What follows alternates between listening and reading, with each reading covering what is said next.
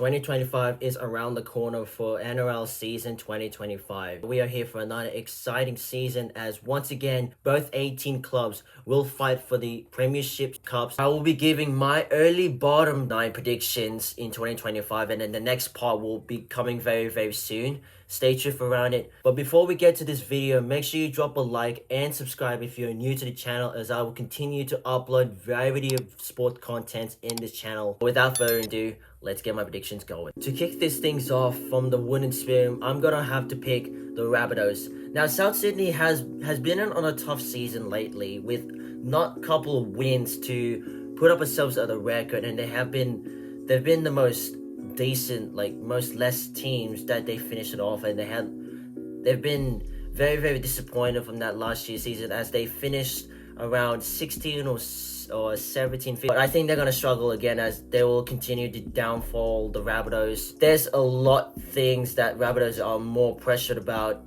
because, matter of fact, their games has been very tough lately. That's why I'm going to block the Rabbitohs in the wooden spoon to start off. So Rabbitohs watching, do not look at it or watch it because this is not a video that you do not want to look at for my predictions. So 16 that I've got is the New Zealand Warriors.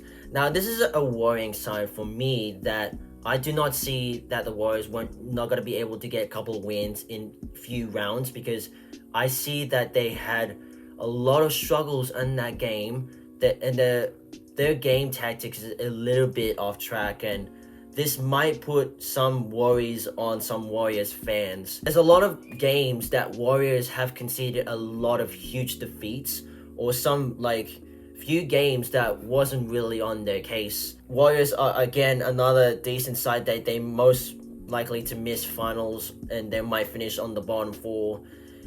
And yeah, I do not see Warriors just getting over the top 8 opportunity. 15th, I have locked up Gold Coast Titans. This is the side that they are really unique.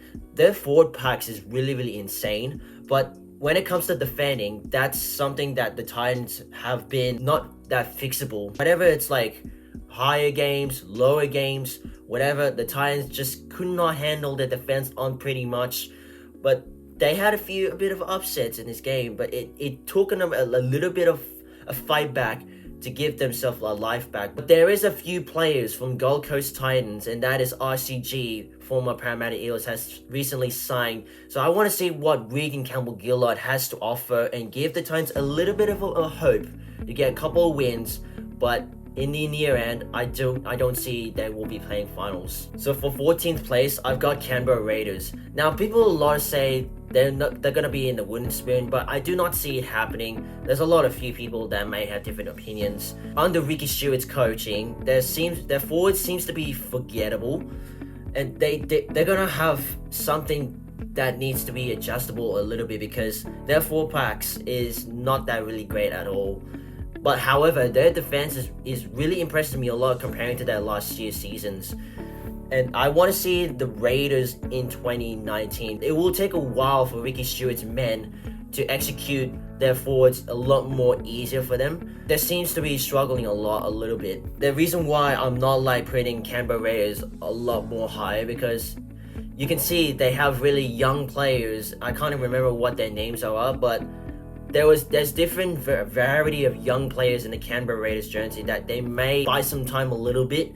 So that's why I'm putting 14th Canberra Raiders. But I'm pretty sure they'll have a great season. They'll just get a couple wins. Near the end, they might not get it to the finish line. In 13th, I've got West Tigers. Now, this is the best thing that Tigers may avoid from. They might avoid the bottom 4 and also the wooden spoon as well, because I can see that the Tigers are receiving a lot of good players like Sunya Taruva and Jerome Luai, 2 ex-Panthers champions players that will be joining the Tigerland. There's some things that Jerome Luai is a lot more concerning about. The injuries, I don't know what's happening with Jerome Luai behind the scenes, but they said that he was injured at that training camp. But I think it's not going to be that too bad, as I would love to see what Jerome Luai has to play with the Tigers.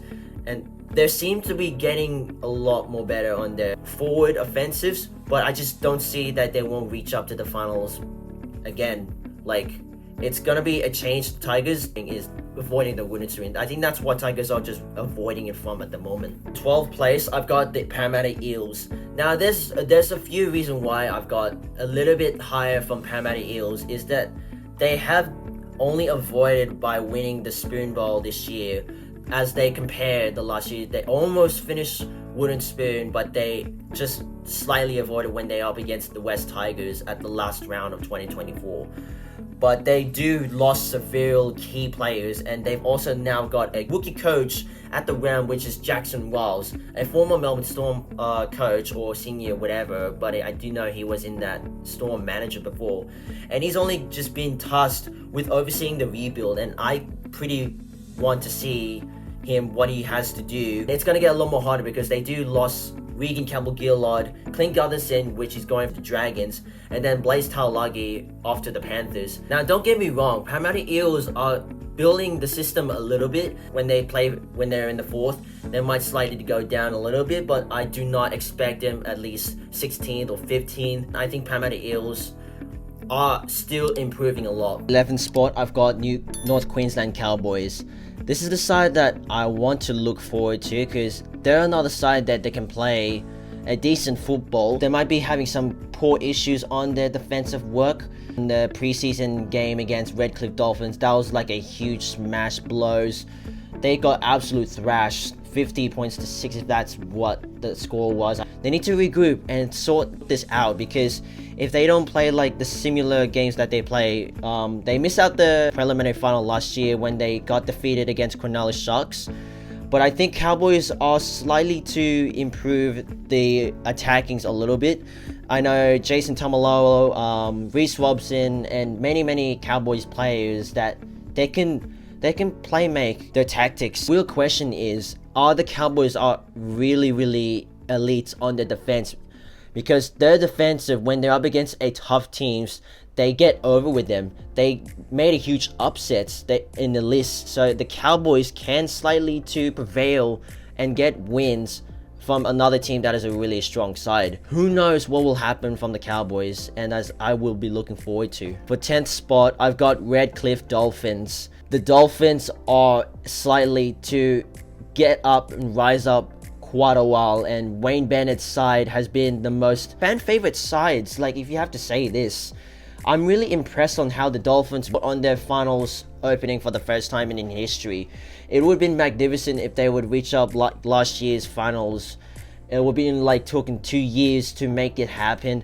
Unfortunately, they didn't succeed with the win against Newcastle Knights. But I think the Dolphins are ready for a fight back. But they might slightly end up with a lose at the final round. Cody Nikorima has one of the best hookers in the Dolphins side. If he can play like this last season, then there is a huge chance that the Dolphins will actually be able to get a real naked time. I'm excited, and we're all excited in my opinion, that the Dolphins are having another crack of a year and give themselves a chance to play finals. The final prediction of the 2025's NRL bottom 9 is the St. George Dragons. They have a massive signings, which they have Damien Cook from Rabbitohs and Clint Gutherson for Parramatta Eels. Now this is slightly going to help a little bit from the Dragons, but the games are often much more difficult than they were. I can definitely see that they can rise up a little bit, but overall, I think maybe round after magic round, they seem a little bit on their issues on their game wins, like winners list games, whatever. Dragons are not a bad side to watch from in this 2025, and they could be the finals contender in next year's, I reckon. I don't know, it's gonna take like at least one more year following next year to make the Dragons finals hopes alive. But that's why I put them 9th. Shane Flanagan's men are gonna do everything they can to give the Dragons a bit of a slight hope and a lots of wins in the records. All these youngsters coming in from whatever different clubs there are and coming into the Dragons, they're sliding to build the generations up as they will look to continue and strengthen their muscles up to help the Dragons get a couple of wins. But in the end, I think we're going to be seeing a lot more from the Dragons next year, and whatever they can do I think we're just looking out for them. Thank you guys for watching my early bottom 9 NRL 2025 ladder predictions. If you guys want part 2, give this video a like, consider subscribing, share this video to your friends, and turning that bell notification so you never miss any videos that I'm going to be uploading in the next couple of weeks. But until further then, see you in part 2 as I will be giving my early top 8 ladder predictions for 2025.